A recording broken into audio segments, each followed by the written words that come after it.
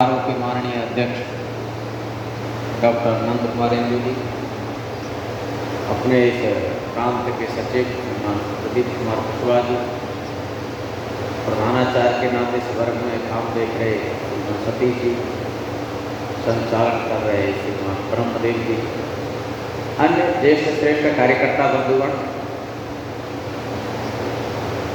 और सभी शिक्षण पूर्ण करके जा रहे क्षेत्र में ऐसे आचार्य बंधु आचार्य बहने, सभी को नमस्कार। विदाई का क्षण जरा भावुक होता है और आनंद का भी होता है। किसी ने कहा है, पत्ता चूमा डाल से कोई ले गया पवन उड़ाए, और अब के बिछड़े कब मिलेंगे दूर पड़ेंगे जा। ऐसा सामूहिक इस समूह का मिलना पता नहीं कब हो, क्योंकि पत्ता जब जाली से छूट जाता है तो फिर दूर कहाँ जाके गिरेगा कोई पता नहीं। ये समूह आज प्रशिक्षण लेके जाएगा, जाने के बाद पता साथ में रहेगा तो बात हो जाएगी, लेकिन इस समूह को कौन बुलाएगा? तो स्वाभाविक है कि क्षण जरा रहता है और हर वर्ष हम लोग इस प्रकार का दृश्य देखते हैं। अभी दीक्षांत समारोह था मुजफ्फरपुर, तो वहाँ भी आप जैसे से बंधु बहन थे। अब यहाँ के बाद मुझे आज ही निकलना है झारखंड के लिए, वहाँ भी 22 तारीख को प्रातःकाल दीक्षांत है। तो बहुत सारे खट्टे मीठे अनुभवों का विषय रहता है। तो इस वर्ग के अंदर वैसी स्थिति हमारी बने, जब घर से चले थे, जैसे कोई गंगा स्नान करने के लिए जाता है, अभी जेठ का दशहरा था तो गंगा स्नान के लिए बहुत लोग गए होंगे। तो गंगा स्नान के लिए जब व्यक्ति घर से जाता है तो घर वाले उसके लिए क्या कह करके भेजते हैं और क्या दे करके भेजते हैं, पता है किसी को? गंगा में स्नान करने जा रहे हैं तो घर के सब भाव भावना के साथ भेजते और कहते हैं, मेरे नाम की भी 2 डुबकी लगा देना, मेरा नाम भी ले लेना, अपने पुरखों का भी नाम लेके डुबकी लगा देना, और ये अपने साथ कोई बर्तन देंगे, लोटा देंगे कि इसको भी गंगा में डुबो करके जल लेकर के आ जाना। तो हम सब अपने साथ अपना लोटा लेकर के आए थे। तो गंगा में जब स्नान करता है आदमी, स्नान करते समय स्नान करने के बाद अंत में लोटा ले जाता है, लोटा को ऐसे डुबा देता है गंगा में। और डुबाने के बाद जिसने ऐसे लोटा डुबोया और डुबोने के बाद उस लोटा को ऐसे ही लेकर घर तक आ गया, तो उसमें गंगा जल जाएगा कि नहीं? नहीं जाएगा। जिसने गंगा में स्नान करने के बाद जब जल देने के लिए लोटा गंगा में डुबोया था जल में, और जल में रहते रहते सीधा कर दिया था, तब फिर उसको लेकर के गया तो उसमें गंगा जल चला गया। ऐसे ही हम इस लोटा को लेकर के आए थे। जिसने इस लोटा को यहाँ उल्टा रखा, इस संगठन की गंगा में जिसने विद्या भारती की गंगा में लोटा को उल्टा रखा और उल्टा ही लेके गया, तो इसमें कुछ भी जाने वाला नहीं है। जिसने यहाँ आनंद के साथ, मस्ती के साथ लोटा को सीधा कर दिया था, तो इसमें पर्याप्त जल जाने वाला है। और जल लेकर के जब वो घर पे जाता है गंगा स्नान करने के बाद, तो घर वाले पहली बात क्या कहते हैं? जल लेके आए, जरा इस घर के कलश में डाल दीजिए, पूजा के आले में रख दीजिए, और थोड़ा जल लेकर के और वहाँ के घर के जल में मिला करके, जहाँ हमारे पशु रहते हैं, गाय रहती है वगैरह, घर का आंगन है, कोना कोना है, सब जगह छिड़क देंगे। बच्चे परिवार के सब लोग होंगे, उनको छिड़क देंगे, आचमन करा देंगे। तो ऐसे ही हम गंगा जल लेकर के अपने साथ जा रहे हैं। अपना विद्यालय, अपना घर, अपने परिवार को सबको पवित्र करने का भाव लेकर के जाएंगे, और जिन जिन के नाम की डुबकी लगाई है उनको जाकर के जरूर बताएंगे कि हमने आपके नाम की भी डुबकी लगाई थी और ये प्रसाद लेकर के आए हैं।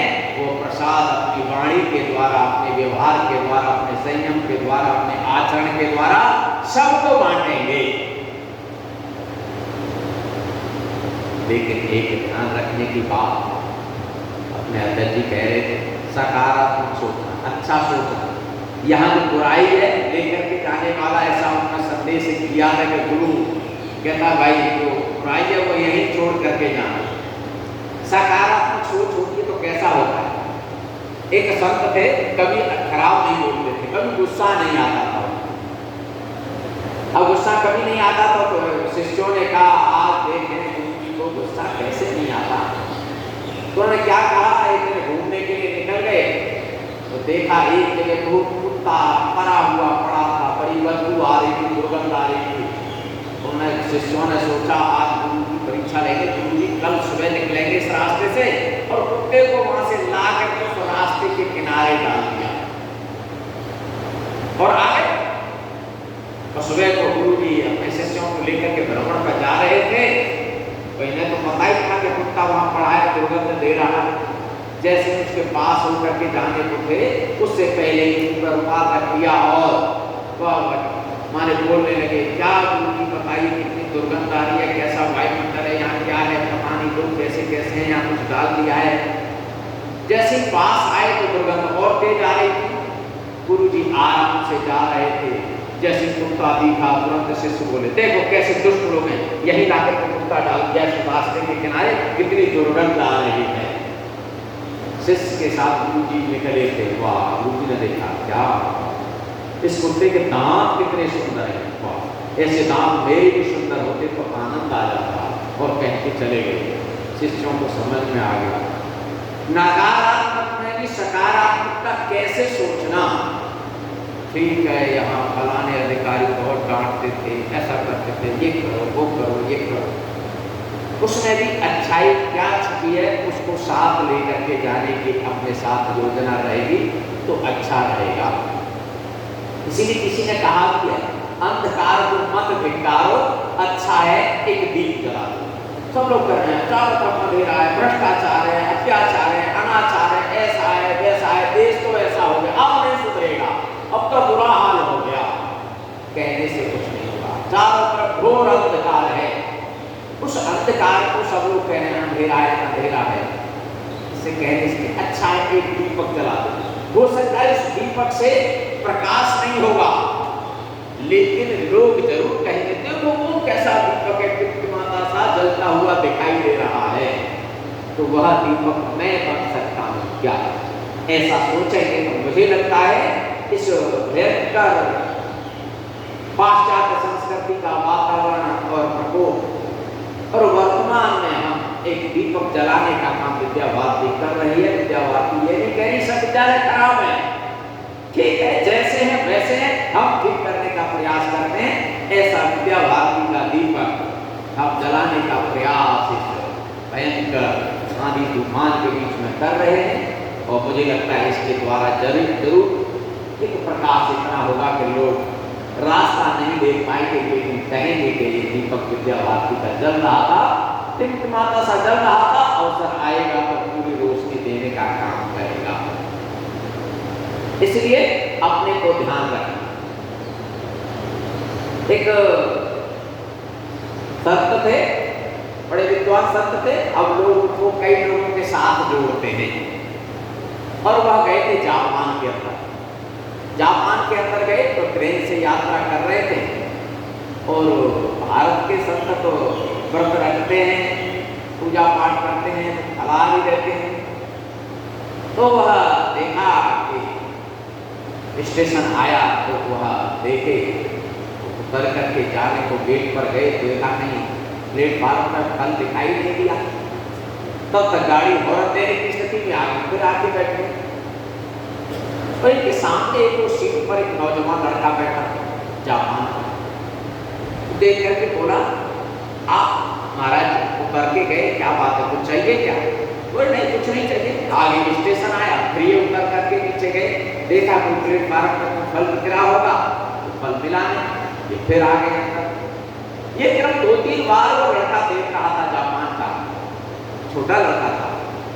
उसने कहा महाराज जी, अब मुझे लगता है आपको कुछ आवश्यकता है, आप क्या बात है? वो कुछ नहीं, फिर एक स्टेशन आया, उतरे, फिर वही, और अंत में धूप तेज लगने लगी तो ये बोले कैसा जापान देश है, यहाँ फल भी खाने को नहीं मिलता है।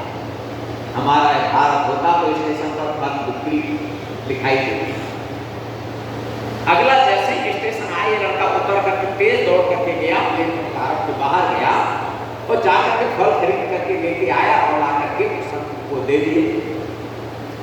संत ने आनंद के साथ फल लिए और खा लिए और बाद में बोले उस लड़के से, इसका कितना मूल्य हो गया?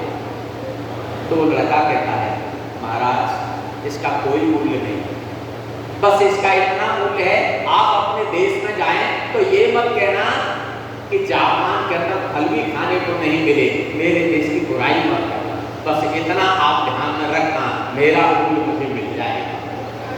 ये इस प्रकार की सोच अगर रहती है तो निश्चित रूप से अपने देश के प्रति श्रद्धा, निष्ठा, भाव भावना जब रहती है तो ये सब विचार आते हैं। ऐसे ही हम सब लोग बनने की स्थिति में आए हैं। जिन भैया बहनों को हम पढ़ाने वाले हैं वह भी इस लाइन से गुजरे तो अच्छा है। एक कई बार प्रतिस्पर्धा का जमाना रहता है और प्रतिस्पर्धा के जमाने में एक कहानी हमको सुनाई जाती है। वो कहानी क्या है? एक खरगोश था, एक कछुआ था, और खरगोश और कछुआ में बहस हो गई। कछुआ और खरगोश में बहस हो गई कि कौन पहले निकल जाएगा, जो पहले निकलेगा वो जीत जाएगा। कछुआ और खरगोश की दौड़ हो जाती है। कछुआ बेचारा धीमे धीमे चलता है, खरगोश जरा तेज था तो दौड़ करके आगे पहुंच गया। और आप जानते हैं कि आगे जाकर के खरगोश आगे निकल गया और कछुआ पीछे रह गया। लेकिन आगे जाकर खरगोश सो गया और कछुआ आगे निकल गया। ये हमने कहानी सुनी है, पर्याप्त सुनाई भी है। ये कहानी यही समाप्त हो गई क्या? नहीं, कहानी यहाँ नहीं समाप्त हुई। फिर आगे कहा कि चलिए फिर से दौड़ते हैं। फिर दौड़ने लगे। खरगोश अब समझदार हो गया था। जब मंजिल थी, खरगोश भी कछुए के साथ साथ चलता रहा आराम से। जब लगा कि मेरा स्थान आने वाला है, खरगोश दौड़ करके आगे पहुंच गया। अब खरगोश ने बाली मार दी, कहानी समाप्त हो गई। नहीं, कहानी यहाँ भी समाप्त नहीं। ये दौड़ करके जो लक्ष्य था जहाँ पहुंचने थे, दोनों पहुंच तो गए, लेकिन आगे एक नदी थी, उस नदी को पार करना था। अब दोनों देख रहे थे कैसे पार करना है। खरगोश कहता है, तुम परेशान होते हो मित्र, इस नदी को पार करना है ना, आप मेरी पीठ पर बैठ जाइए और मैं और आप दोनों चलते हैं। तो देखा कि दोनों ने नदी को पार कर लिया। प्रतिस्पर्धा रहती है तो जीत सकता है कोई व्यक्ति। अगर प्रतिस्पर्धा नहीं रहती, अगर संगति रहती है, सामूहिक जीवन जीने की कला रहती है, तो गति धीमी हो सकती है, लेकिन जीतने वाले दोनों लोग हो सकते हैं। तो हम प्रतिस्पर्धा की स्थिति में जाने वाले लोग नहीं, हम नवाचार के प्रयोग करने वाले हैं। नए नए प्रयोग करते हुए आगे बढ़ाते जाना, इससे कहानी को और आगे ले जाना और आगे ले जाना। नहीं तो कहानी हमारे देश में बहुत नकारात्मकता की स्थिति में आगे छोड़ दी जाती है। कहानी का सृजन करते हुए कहानी को आगे बढ़ाने का काम हमारे श्रेष्ठ आचार्य बंधुओं का, आचार्य बहनों